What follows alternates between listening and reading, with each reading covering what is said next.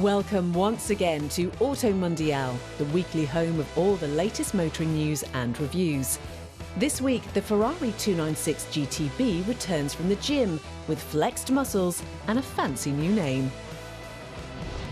We've also caught a severe affliction of night fever from a brand new Porsche 911 in 70's attire. Plus, if the all-new Renault 5 is too small for you, perhaps the 4 will do the trick. That's all coming up. First though, the news.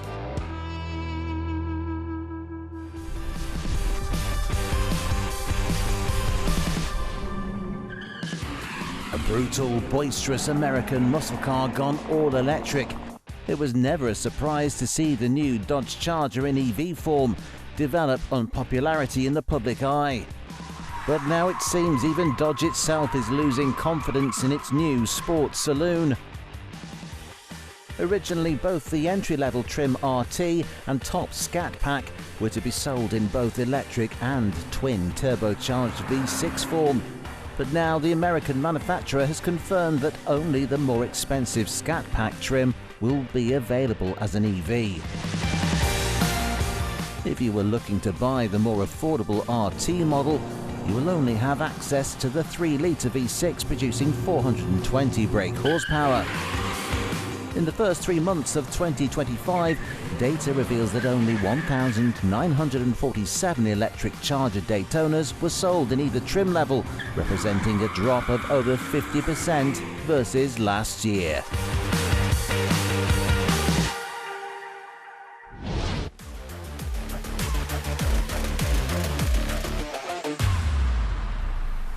The Porsche 911 has an incredible history and a fan base ever so protective of said history, which is why the Stuttgart manufacturer produces this, the 911 Sport Classic. Ducktail spoiler, vintage livery, old-school Fuchs wheels and retro-inspired cabin. This is a much-loved addition among 911 enthusiasts. Although limited at just 1,250 examples, very few fans could ever get their hands on one. Not that many of us could ever afford its $250,000 price tag. If you didn't manage to get your hands on one of these Sport Classics limited and overpriced examples, Porsche now has something new up its sleeve. Equally limited, though this time to 1,500 examples, this is the Porsche 911 Spirit 70. And where the Sport Classic is a 911 best hits album, this bright yellow drop top is a disco track for those looking to experience Le Freak one last time. Aiming to recreate the popular design themes of the 1970s, this Spirit 70 gets a far louder exterior design with its bright yellow paint and bold 911 decals. But it's really on the inside that the Disco Inferno comes to life. This so-called Pasha checkered pattern to the seats used to be a common trim design in Porsches from yesteryear, but has somehow faded from popularity. Unlike the Sport Classic, which with its manual transmission is very much a driver's car, this model's Autobox hints at its more laid-back vibe. It isn't all boogie wonderland with the Spirit 70, however, as under the shell this is still very much a new generation Carrera GTS with its revolutionary hybrid powertrain. The 3.6-litre flat-six engine gets an electrically assisted turbocharger and further assistance from an electric motor in the gearbox, with power sitting at the 540 brake horsepower mark. So what's the price for this rapper's delight, you ask? Well, as a limited run 911, we're afraid pricing sits at a hefty £187,000. That's very not the way we like it.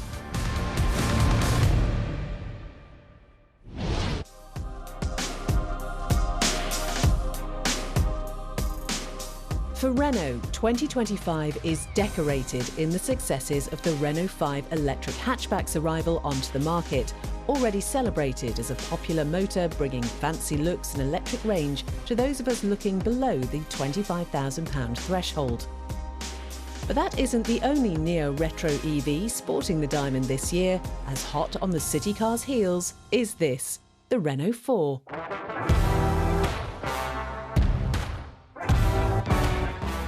Launched at the Paris Motor Show last year, this modern evocation of one of the sturdiest French models ever produced is set to hit UK shores this summer, taking everything we love about the 5 and adapting it to a slightly larger format, albeit despite the smaller number.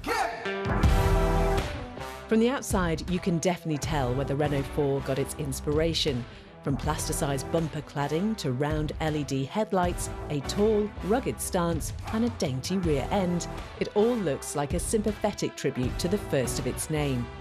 Then again, with far shorter windows, enormous wheels, jazzy light designs and, let's be honest, greater dimensions than the original, this new Quattro is a bit more of a flashy, modern statement.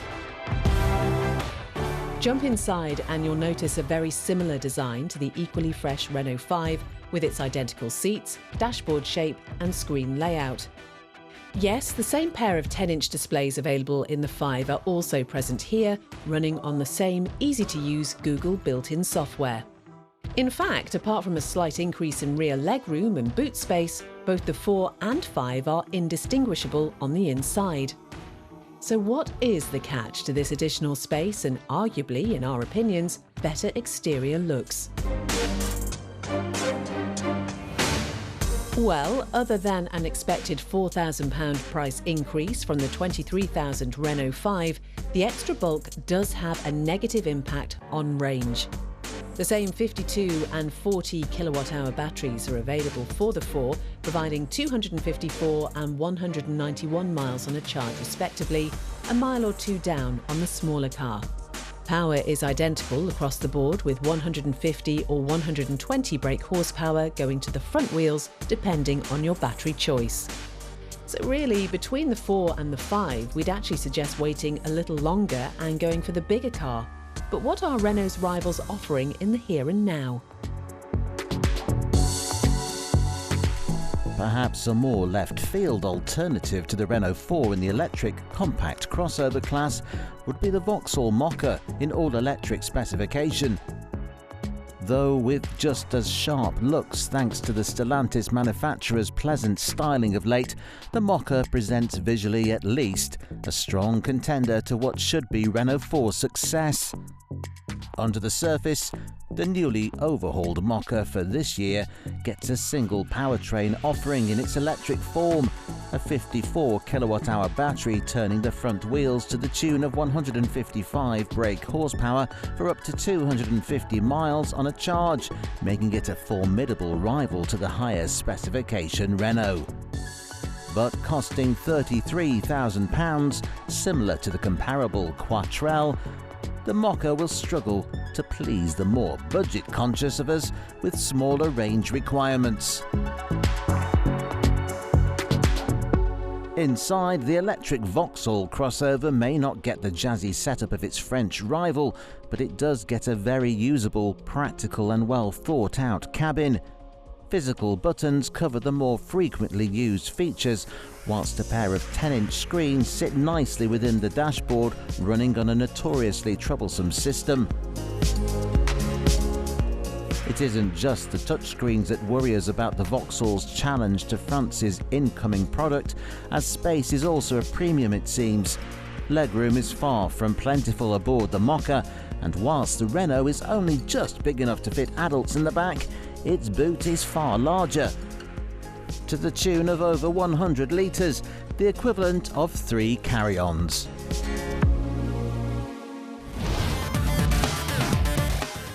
After the break, Honda slaps the TRAILSPORT badge onto the CR-V, but does the family crossover deserve the off-road-centric moniker?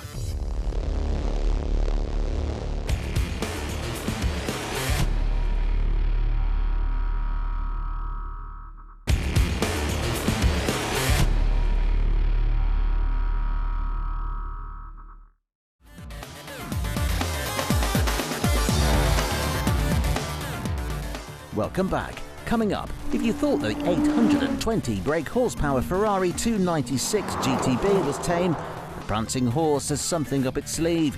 You won't want to miss it.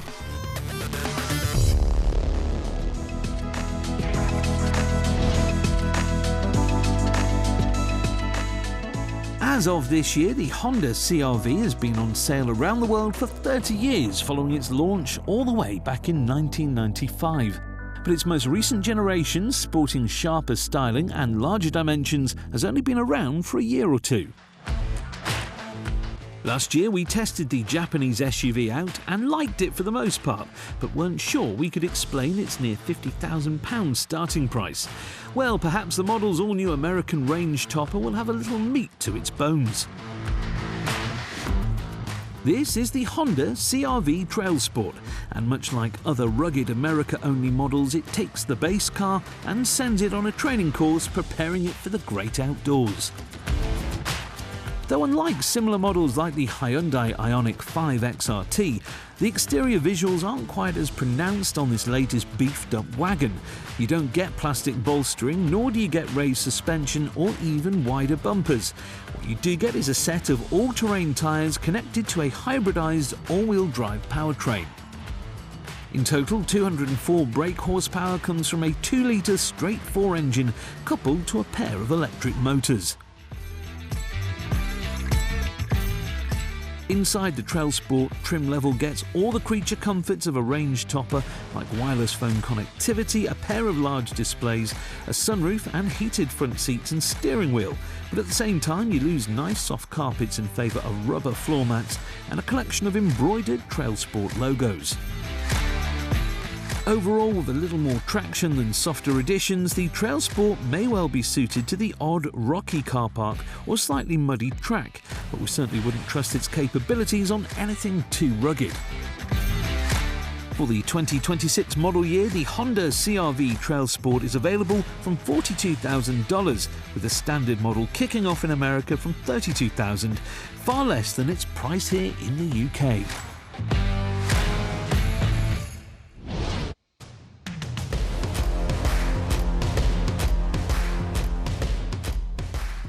Last year, Kia came out guns blazing in the saloon class stateside, with a Jetta-rivaling K4, sporting fabulous looks, healthy power offerings and excellent value.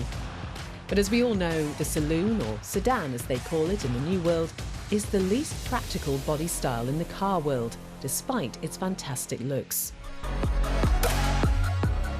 So the South Korean manufacturer has done the smart thing and chosen to adapt its K4 to hatchback form.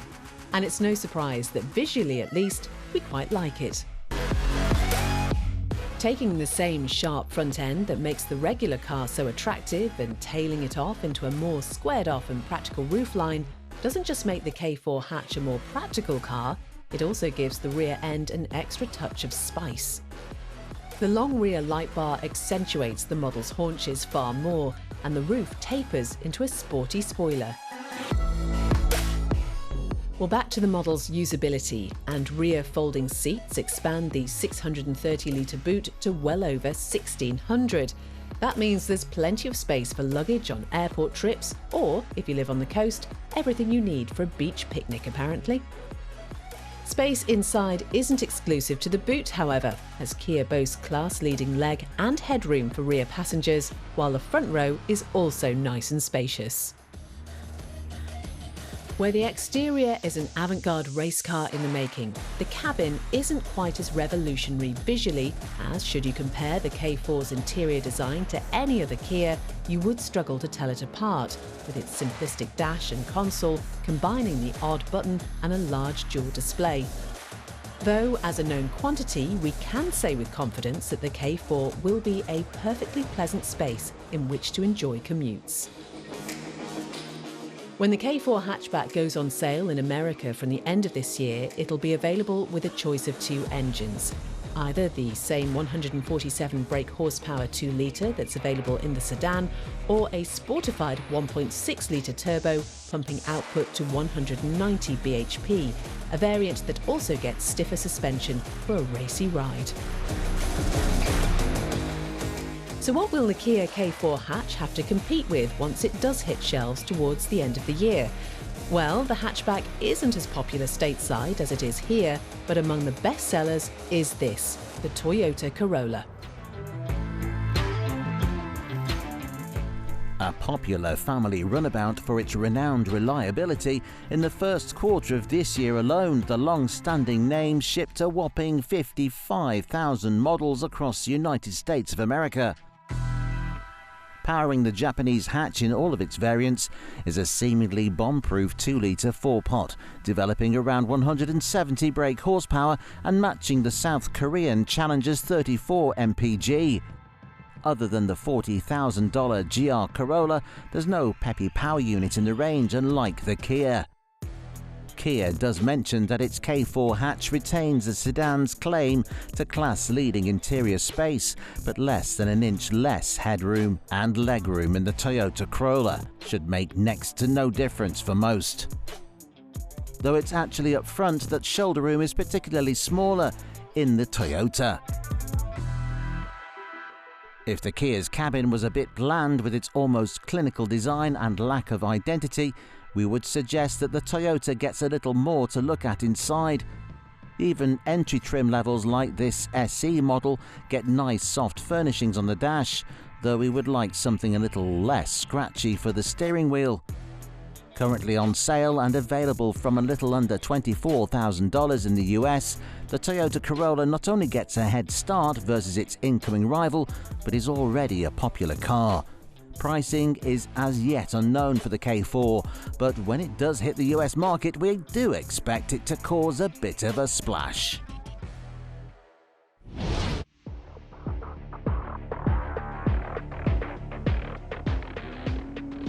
What's that?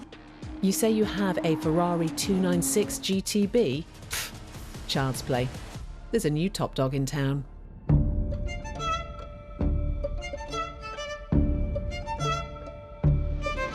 Sure, it looks similar, but no, you're not looking at the same 296 Ferrari has been shipping to its customers for the past 4 years, nor is it one of the hybridized V6 prancing horse cars after a trip through your local auto parts store. This is the all-new and all-bonkers Ferrari 296 Speciale, the latest Italian supercar with everything turned up to 11. Where the standard car gets elegant and subtle bodywork, helping it pass discreetly through city centres, this new model gets a far more aggressive look from all angles, helping it race around the track at pace. At the front end, a redesigned bumper helps the car cut through the air, diverting it to various radiators and tunnels. Equally, a vented bonnet lets that air out from under the body, shooting over the roof and rear wing, a rear wing made up of several elements, allowing the car to be both aerodynamic and fast on the straights and stuck to the road in the turns. A clever car, airflow is far from its only party trick, as the powertrain is also rather nifty. And yes, we say powertrain as it isn't just about the engine. Just like the base 296, this Speciale pairs its 3-litre twin-turbo V6 with an electric motor on the flywheel. Working in perfect harmony, the system puts out a tremendous 880 brake horsepower, around 60 more than the GTB. More power and yet lighter than its lesser sibling, the Speciale will now hit 60 from rest in exactly 2.8 seconds. 120 miles per hour comes just 4 seconds later, and the bolstered 296 will keep going to well over 205. Oh, and should you find yourself stuck in suburbia rather than the Fiorano racetrack, expect around 15 miles of electric-only range thanks to a 7 kilowatt-hour battery. Never mind urban commuting though, as this new bit of kit is at its best when it's tearing up the track.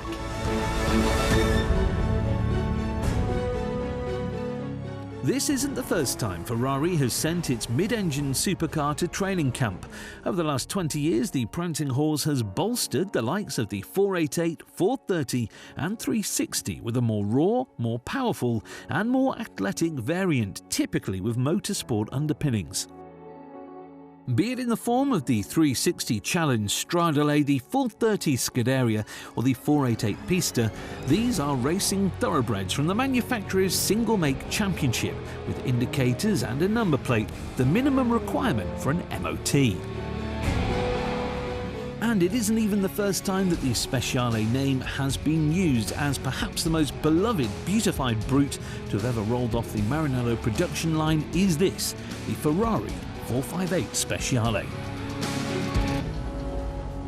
A glorious singing V8 with gorgeous drop-dead styling, fantastic handling, it was the ultimate send-off for the naturally aspirated V8, the Italian manufacturer swiftly moving on to turbocharged units from then on. So recycling the name of Ferrari's best hit of the past few decades and yet dropping a pair of cylinders for a hybrid twin-turbo V6. Sounds like the new 296 Speciale will have a tough time filling such large shoes with its small feet. The new Ferrari 296 Speciale isn't set to hit UK roads until next year, when it will cost an expected £350,000. Funnily enough, 458 Speciale models are currently changing hands for similar money. We know which one we'd pick.